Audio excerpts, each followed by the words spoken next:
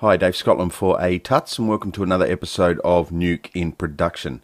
Today we're going to take a look at the 3D system in Nuke. Now, it's important to note that we're not going to be looking at the stereoscopic world when I refer to the 3D system. I'm actually referring to three-dimensional space and the use of geometry. Now, one of the major differences between Nuke and, say, After Effects is the fact that the 3D system in Nuke is actually three-dimensional and not 2.5D, which is the system that is used by After Effects. After Effects, there's no such thing as geometry. You can, of course, have plugins that can give you the impression of geometry by using an external process to the After Effects environment, but there is no such thing as geometry. You can't amend or do anything to the geometry. You certainly can't rotate an object around and show the back of the object, with the exception of flat cards. Now, in Nuke, that's very different. You can actually have geometry in Nuke. You can have lights and shadows, and you can actually import and export geometry and cameras and lights in some instances in and out of Nuke into 3D packages. So it is a true 3D application. So what I thought I'd do is I'll quickly show you some of the main nodes to get a 3D environment up and running in Nuke, and then I'm going to show you a lot more in-depth example using some 3D projection as well. So let's have a look. The menu on the left hand side, if you come down to the 3D selection here, which is indicated by this box or cube, you'll notice that we have a couple of sub-menus. We've got geometry, and in here is some default geometry: card, cube, cylinder, and down here we have a sphere. We've also got the Poisson mesh, which we had a look at in an earlier tutorial. And down the bottom here we have two important nodes. One is a read geo and one is a write geo. So similar to reading footage, read geo allows you to actually read three-dimensional objects or geometry from 3D applications, and we'll touch on that shortly. You can also use lights. We have most of the standard lights. We have a point light, direct, and a spotlight, and we've also got some environment lighting, and there's the relight tool, and we've also got just a default light, which is usually your go-to light.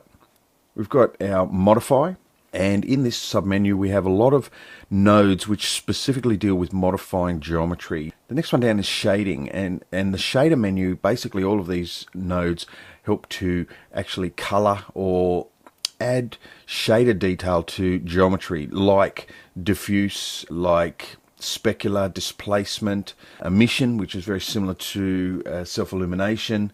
You'll see that there's diffuse.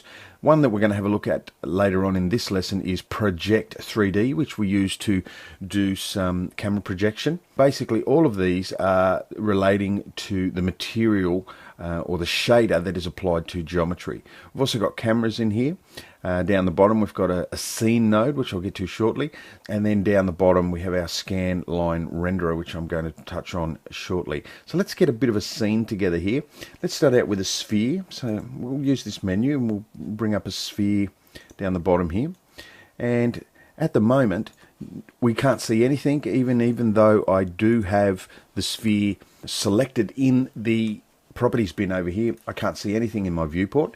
And the main reason for this, well, there's a couple of reasons, but the main reason is I'm in 2D mode, and at the moment nothing is going to render 2D without me giving the 3D scene the ability to appear in 2D space. The only way we can actually do that is to implement a renderer, and we have this scan line renderer. Now I'm just going to click on that and bring that up down here, and you'll see that the scan line renderer has three inputs. It's got a camera, it's got a background input, and it's got an object or a scene. So what I'm going to do is wire this into my sphere for now, and then I'm going to wire my viewer into my scanline renderer, and we still don't actually see anything in the viewport here. But if I include a camera and put some sort of texture on the sphere, then we should get a very different result. So what I need to do is create a camera. So in my 3D menu, here's my camera here. I'm going to wire that into my scene, and then in my sphere I need an image. So I'm just going to use say a checkerboard, and I'm going to wire that checkerboard in, and then I'm going to take my camera And I'm just going to move my camera back away from the sphere, because at the moment it's right on top of the sphere. I'll show you what I mean by that shortly in 3D space, but for now I'm just going to transition backwards in Z space. We now see our sphere. Now if I jump to a 3D view, you can get a better indication of what we're looking at. So now I'm in 3D space, and we have some very different controls.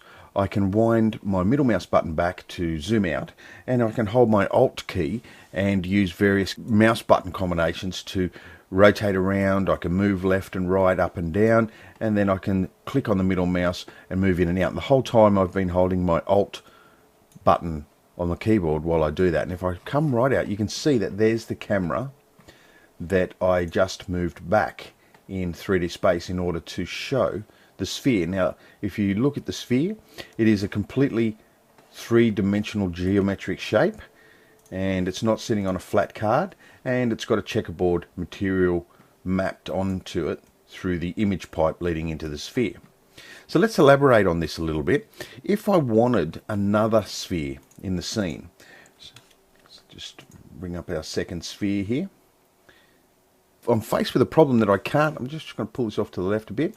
I'm faced with a problem that I can't actually pipe it into my scanline renderer, because the scanline renderer can only hold one three-dimensional object input.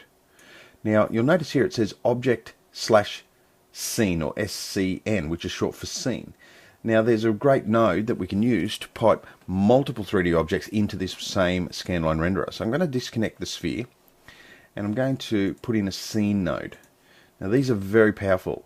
The scene node allows me to wire this into this sphere, into this sphere. In fact, I can even share this image so that I've got two. And I might just take this one and just shrink it down a little bit so that we've got a bit of difference there. And instead of wiring the geometry straight into my scanline renderer, I'm going to put my scene into it. And now when I go back to my 2D scene, you'll see that I have both available there. If I was to disconnect one, it would disappear out of my 2D window because it's no longer part of the scene. So I'll put that back in there. And what I might do is take both my spheres and just move them over. So pull this one over to the left. There we go. So at the moment they're sharing the checkerboard material. They're going into the scene node, and I have my camera here. Now let's get some lights happening. We can light our scene here. And I'll move my camera over this side. And on this side over here on the left, I'm going to put just a simple light. And I'll wire that into my scene as well. And as soon as I do, things go dark. And the main reason they go dark is that my lights have to face my scene, my objects. So in fact, I might just delete this. It might be easier if I show you a direct light instead, because the direction of the light's a little easier to explain. I'm just going to pull this back in Z space, move it over to the left. Let's crank up the intensity on it a little bit. You can see as I rotate around that the front of the sphere is now illuminated, and if I was to select the light and hit D, then we can no longer see the shaded side there. So it's definitely being illuminated by this light. So let's go ahead, we'll move it up slightly. Might even move it forward. And now let's just rotate it. Now I can actually, with the light selected, I can hold down Control and just use my rotation gizmo. And that's looking pretty good. And if we look from our light, I just might rotate this down a little bit.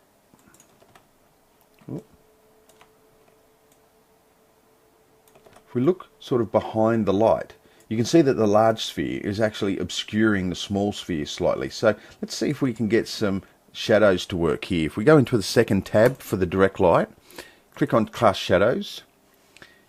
So if we now swap back to our 2D view, we can see shadows on the smaller sphere, and if we take our light, we can actually affect those shadows. I'm just going to move slightly up and down in the Y, and I might even just try to rotate the light around, and you can see that I'm getting fall off on one side, but I'm getting a shadow on the other. Now it's important to note that in the shadows, if I select the tab, it will say casting shadows from a point light type is not currently supported in the scanline render node. So unfortunately you cannot use a point light with the scanline renderer to cast shadows. Now notice how dark this side here is here, and what I can actually do is double click on my scanline renderer and just bring up my ambient light slightly. And what you'll be able to do is just dial that in so that you do see a little bit of light, just a little bit of ambient light in the darker side. Now you could choose to do that, or you could also put another light on the other side. Now what I'm going to do is replace this checkerboard with something that looks a little more interesting. So I'm just going to read in, I've got a couple of images over here, and the first one is a world map, and so we'll use that in our larger sphere. So we'll disconnect and reconnect over here, and we might take our sphere, we'll double click on it, and you can see that I can actually rotate the sphere in any direction that I want. So we might just rotate it in the y-axis, and we might rotate it 90 degrees. Come in here a little closer, maybe 200. That's looking like something that's a little bit more recognizable. And I could of course also use a transform geo node, so we could come into our modify, we could go transform geo, and we could plug that in underneath the sphere. So we have our sphere here, here's our transform geo, double click on that, and that gives me the ability to move our object around as well. Transform geo nodes as well as axes nodes, which we won't touch on here. They're fairly self-explanatory. It's like a null object, a non-renderable object. We use these quite a lot when we want to do any sort of rigging of any sort of system. So I've also got a moon material. Now I don't need the shuffle node anymore, so we'll just pull this over and replace the checkerboard here with our moon material. Just pull that into place. And we just need a star-filled background. Now I've got one here, but I can certainly show you how I created it. It's just a noise map. Now you'll notice down here that I actually have a background input, and what I can actually do is input a background into the scene. And this is very handy if you want to give the 3D scene a two-dimensional resolution. At the moment, it's inheriting the resolution of the actual comp, which is set to a HD. But I could also plug a constant in here to get it to inherit that resolution. So let me just have a look at this. Is a noise, and I'll bring up a new one. So it's just basically a fractal noise. And what we can do is tweak the settings here by we can bring the size right down, and then we start playing with the gain and the gamma.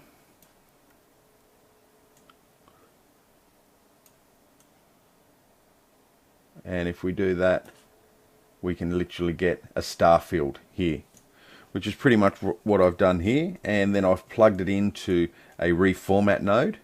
And the reformat node is set to a HD just to make sure that we are actually piping in the right resolution. So I can now take my background pipe from my scanline renderer and plug it into that format node.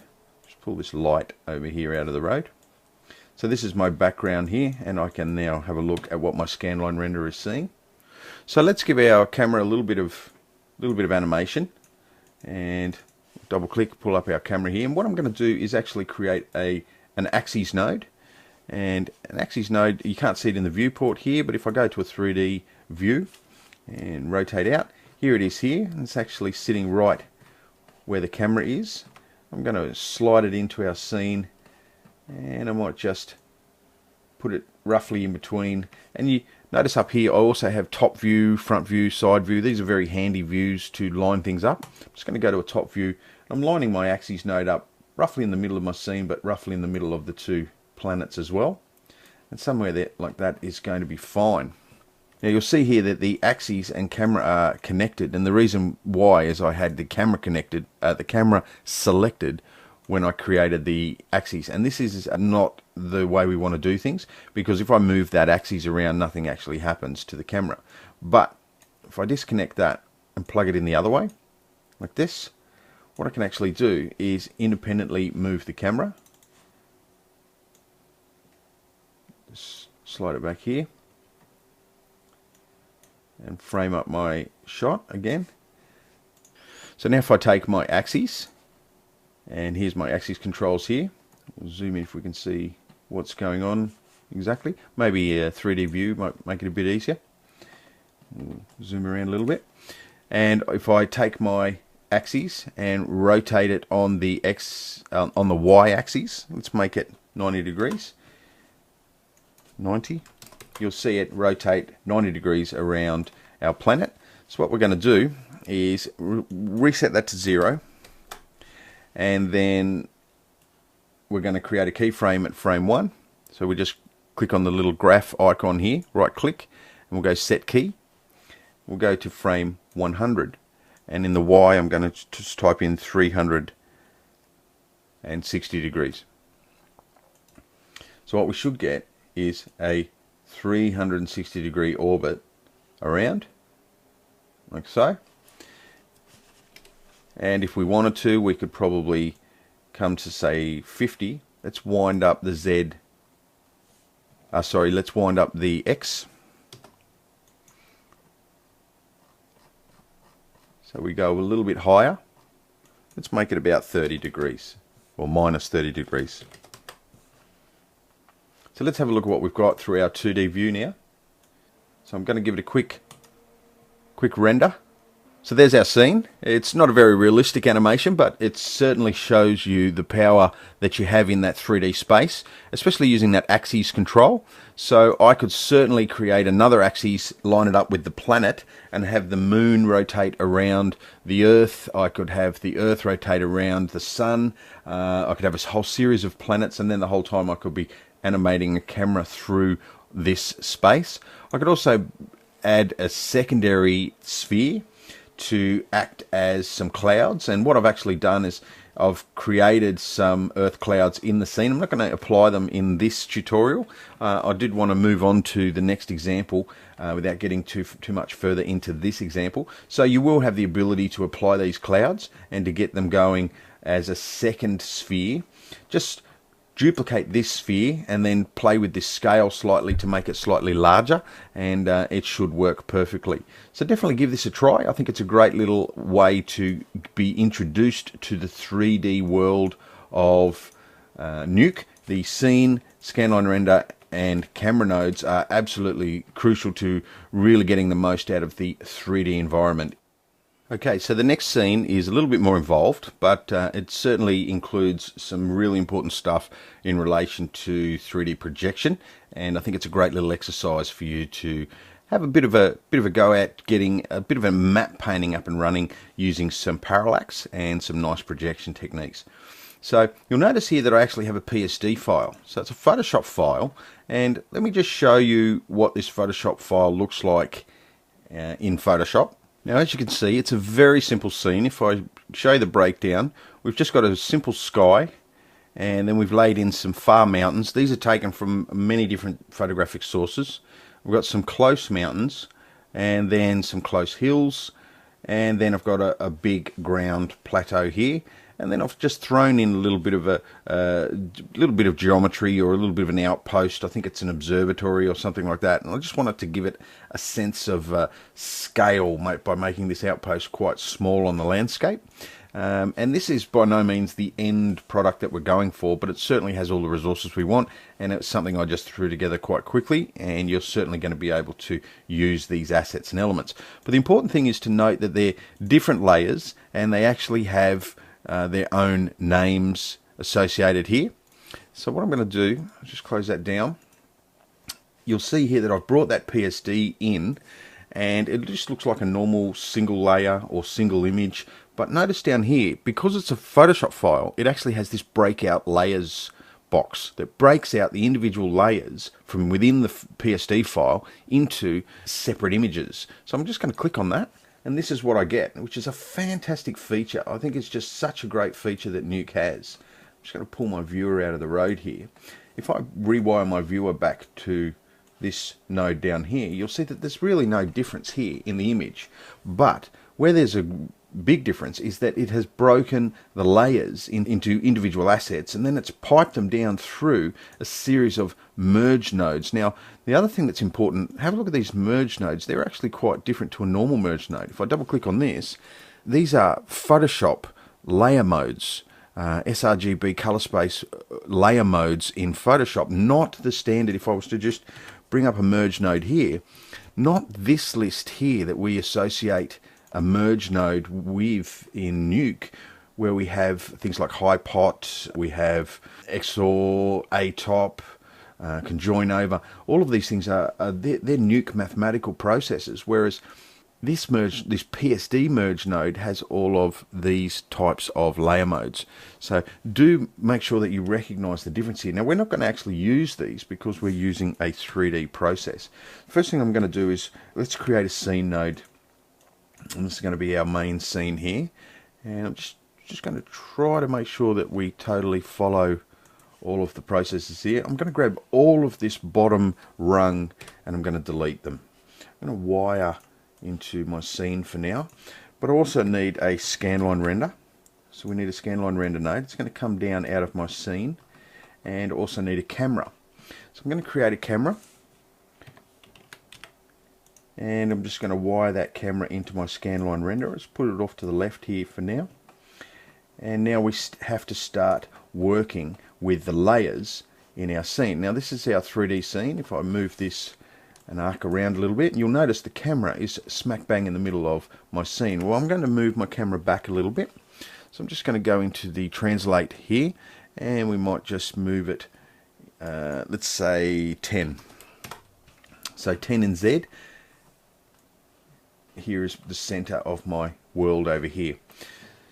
So let's start with the sky. I'm going to go to the crop node here, and I'm going to hit tab, and I'm going to use a card. Now, don't use card 3D. It's a very different beast, and we're not dealing with that in this tutorial, but certainly use the card node, which is a 3D node. Now, you'll notice any node that is in the 3D system has a curved icon. You'll see here the camera, the scene, this sphere. If I was to make any 3D object out of the 3D options over here, they would have curved sides on the node itself. So I'm going to take that card node, and I'm going to wire it into my scene node, and you can see here in my viewport there's the card in the middle of the scene there. And what I'm going to do is actually, because this is the sky, I'm just going to try to set my dimensions or set my relative distances here. Now the camera is 10 back in the scene, and I'm going to set the sky to 15.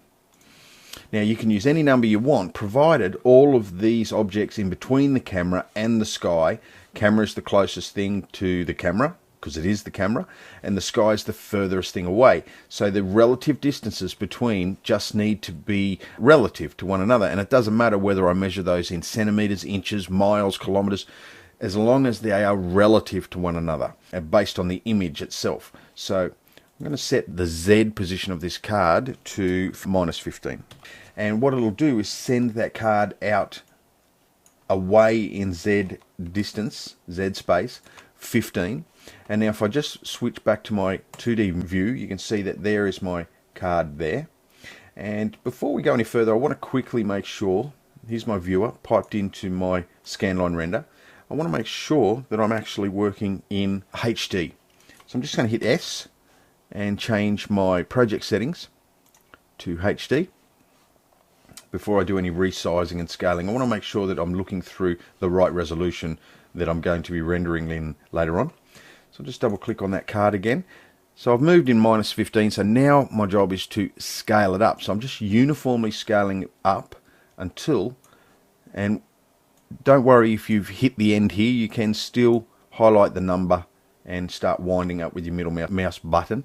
And what you want to do is just make it big enough so that it fills my resolution. Don't worry about going any bigger, because the camera move I've got planned is just a slight push in so that we get some nice parallax.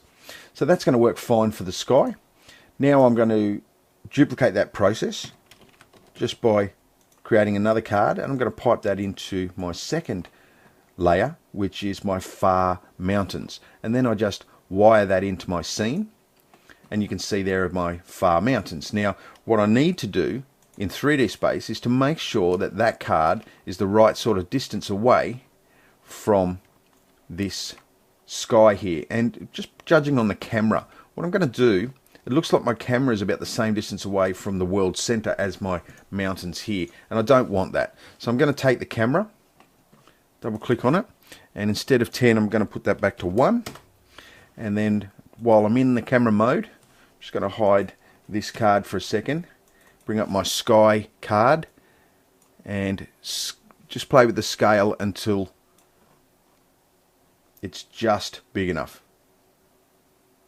There we go. It looks like I could probably come down slightly in the shot, but I can reframe this up later on. So I'm going to bring up my card for the far mountains and do the same thing. Just want to make sure that in the Z it's pushed back the right distance. So let's go to 3D and just have a quick look. So if the sky is 15, then the mountains, I'm happy with those being around about 10. So they're quite close to the sky. They are the far mountains. And now I can just scale that up until they're in the shot, just in the shot without any overhang. Something like that. Now you'll notice that we get this problem here. And the reason for that is the pre-multiplication issue that I have mentioned before. And so what we're going to need to do underneath the crop, just put in a pre-mult node. It'll actually use the alpha channel that comes with that layer. And the pre-mult is what we need to get rid of that anomaly that's happening at the top of the scene there. So that looks okay. Just make sure that that is framed up correctly, and it is. We can probably move this down just slightly. It looks like our card background for the sky could go up a bit, something like that. Now same again, card, wire it into our crop. Let's put in our pre-mult, because we will have the same issue there, and then just pipe it in to our card. Now the last mountains were at 10. This one, let's bring this one in at around about minus, say, 7. And work our scale up until where we need to be. I'll come in a little bit. There we are. And same again. We'll put a pre-mult in there, and we'll wire our card into our scene. Now this one is our hills just before our plateau, so this one is important to get right. The last one was minus 7. This one is going to need to be about minus, I'm going to say minus 4. Just because we're going to need a plateau area that makes sense out in front of this, and it needs to be close. So the only way that a parallax will work is if these distances are the right relativity to one another. Otherwise it's going to start to look fake. And if you do ever run into a fake looking scene that involves a bit of parallax using this projection method, usually it's the distances that you need to tweak. Now the next one, this one's going to be a bit tricky. Let's wire this one in. This one's our plateau area here. And the way we want this one to work is, I'm just going to go to my 3D view, and I'm going to rotate this card minus 90 degrees in the, not in the Y, in the X, minus 90 degrees, and that just lays this down, and now I want to basically fill this space between the camera and these hills here. So we need to scale it up, and we need to move it. So I'm just moving it up to here. So that's going to do us for now, just until we do this next part. So what I'm going to do is I'm going to take the camera. We're going to do a bit of projection, and we're going to project it from where this camera is here. But we're not going to project it from this camera. We're going to project it from a duplicate of this camera. So I'm copying the camera, Control V over here, and I might even jump in here and change the color, just so that we can see that this is indeed a projection camera. So there's our projection camera. I'm just going to move it up here so that we can really see what's going on. And I'm going to add a node in the shader menu called Project 3D. I'm going to plug that in between the crop and the card. In fact, let's move the card down, and let's also put in a pre-molt here, because there is a little bit of transparency at the top of the image. And it's waiting for a camera to be plugged into the projection node. So I'm just going to plug that into my projection cam. And now we'll see, if we move our card down, so we're just going to translate it down, it will start to actually receive image here. And you'll see that that image is actually projecting from the actual camera. Yeah? So we don't really need all this extra space, but it should be fine. So what I'm going to do, and this is where, because we're using a projection method, I want to get the most out of this process. And you can see that I've got a bit of a fall off up here. No matter which way I move, I'm not affecting this end up here, which means that is the actual top of the image as it's projected. And at the bottom here, I've got a hard line because there's no fall off there. So this is actually okay. Everything is projecting into the space that I need. So that's going to work okay. Now what I need to do is just adjust my distances here slightly. So I'm bringing up this card here and bringing these hills right up close to where this ground plane image ends. So you can see it there. And I just want to bring it up slightly as well, just so that I get a nice fall off. Something like that should be okay. So that when I look at that through my 2D view now, we're looking pretty good. I'm now looking through the 2D camera. I'm not looking through the projection camera. I'm looking through this camera down here, which is my camera that's plugged into my scanline renderer. And everything seems to be working okay here. We might need to just amend our close hills here just to make sure that the width is okay, the scale. So it looks like we did need to come in quite a bit. That's about it there. So I'm just going to bring it down now and line it up. That looks pretty good. Everything else looks like it's matching our original image. So we're looking pretty good. And now I just need to put in my observatory, and I might even just pull this across a little bit so that I can see what's going on, so that this camera doesn't get in the road. So we need a card. Plug that into my crop, and then plug this one into my observatory. And this one, if we look at the hills, they were 2 in the distance, which means this one has to be probably about -1. And we also need to add a pre-molt just to make sure the transparency is working. So we'll grab that card there and let's move it up. So I can take my axes here and I can come down in here into my pivot point, and what I'm going to do is just move it over and then down, just try to line it up with the base of this little outpost here. Zoom in a little bit.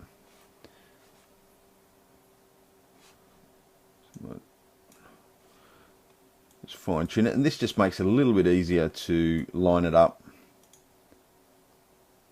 with the snow, with this plateau. So that's probably going to do it. So I think we might come across, make it a little bit of a central feature. And we might just scale this down slightly as well, just to really give it some scale in the landscape, make it really quite sparse. So let's get a little bit of camera animation happening now. I'm just going to bring up my animation camera, or my main camera, and let's click on the translate set key. We'll leave rotation, we'll just do a straight translation. And this is at frame 0, and then we'll go to frame 100. We just want to move our camera in. So we'll just start winding into the negative on the Z. Not too far, just a little bit of parallax we want. So we'll check the first and last frame, see how far we're going in there. That looks pretty good. Now before we kick off a render, I just want to fine tune some of these layers just to give ourselves a little bit of atmosphere. The first thing I'm going to do is take my sky. I'm going to put in a grade node,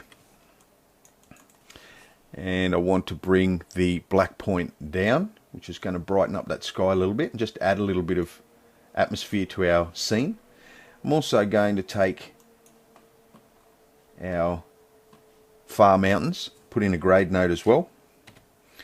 And we're going to run into a problem here, and I'll show you what it is. If I bring the black point down on those far mountains, the sky just got brighter.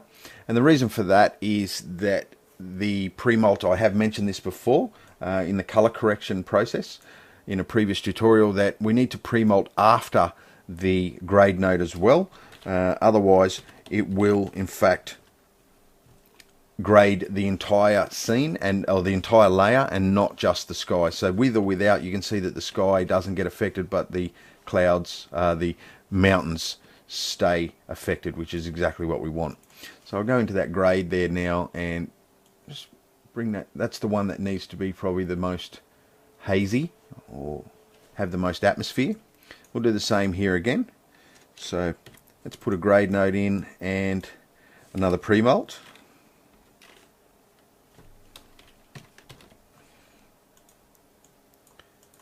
And we'll bring the black point down on that one. You can see we're starting to get a nice little bit of depth into the scene. And we'll grab these close hills, grade, and then a pre-molt as well. We'll pull these ones down. And these ones probably have the most contrast. Might just go back to that previous one and add a little bit more. That's looking pretty good. And then I think we'll do our outpost as well. So we'll put a grade and then a pre-molt, and we'll pull the black point down on that one. And that one's looking pretty good. Might even put a little bit of desaturation on this one. So we'll just put a saturation node. Just plug it in after the grade. And just pull a little bit of saturation out on that one. Not too much. Probably about 0.5 should do us. So let's have a look at our scene now. What I'll do is, I think we've got a little bit too much colour in that sky up there. So I'm just going to put a little bit less, like brighten up that sky slightly. That's probably going to do it. And I'm also going to use our customized slate that we did in the last tutorial here. Plug it in, and we'll just hide our info, and let's give this a render and see what we come up with. So there's our product there. It's not too bad. I think I'm getting way too much parallax happening between these foothills here and these hills at the back. So what I'm going to do is just stop it for a minute, jump into my 3D view.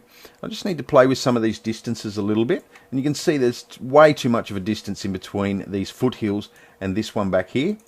So let's pull this forward, probably to about there. Let's pull this guy forward as well. And maybe the sky, we might leave the sky back there. And now we just make sure that our scales are correct. So we'll start with, we'll just hide these for a second. And these are our far mountains. So I just want to make sure my scale is okay. And also the height, I want to make sure that it's up high enough in the scene. So that's not too bad. And hide the next one.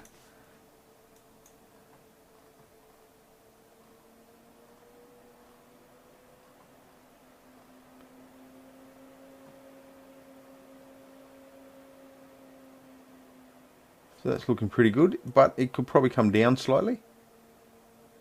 Yep, that's looking alright. And then we'll do our next one. And let's just bring it into line. In fact, that was our foothills and it didn't need amending. So that's looking pretty good. And the other thing I didn't like about our animation is I wanted it, at the end, it felt like it needed to sort of come down a little closer to the ground level, just to feel like we're heading towards this outpost. So let's bring up our camera, go to our last frame, and then in our translate, we just want to bring it down slightly. Whoop, too far. And that's probably enough. And that should give us a little bit of extra parallax in those hills in the back. So let's go ahead and give that another render, and we should be fairly happy with what we've got. And that's working a lot better now, especially the slight drop in the camera is really bringing focus to this building here. Even though the building is a pretty simple and not a lot of time went into it, it does feel like it is the focus of the shot, which I think is important to notice. And you'll also notice that the distances between the background mountains and hills have made a massive difference to the parallax working. And whilst it's not exactly as good as you would get if you were working in a 3D application where a lot of these rocks and details were actually geometry, it's pretty good, and it's very hard to spot, especially to an audience member. So definitely give this a try. I really hope you take these assets and play with them. You could certainly work a lot of detail into this plateau area with a lot more extra buildings. You could certainly bring in some animation like some snowmobiles or some vehicles moving across this plateau. Now that you've got it in a 3D world, here's the plateau here. You could literally animate objects across this plateau as long as they match up perfectly with the height and they sit right on top. You could move across this plateau really easily with some animation. So I definitely hope that you get an opportunity, a chance to play with this scene and really explore this projection process. That's probably going to be where we have to leave it for now. This is definitely one of those sections where I could have done a 10-part series just on the 3D environment in Nuke. It's very powerful. Like I said before, it's one of the most powerful elements of the application. Just in a close-up there, it looks like my sky is a little bit too small. So let's just bring that up a bit. There we go. And I might just bring it down as well. But that certainly looks a bit better. Now, as I've mentioned, the 3D environment is very detailed. There's a lot of options there to explore, and because there's a lot of options, there's a lot of power there as well. So I definitely think you should explore the 3D application or the 3D side to this application to really have a look at the power of it. Well, that's it for me. Until next time, bye for now.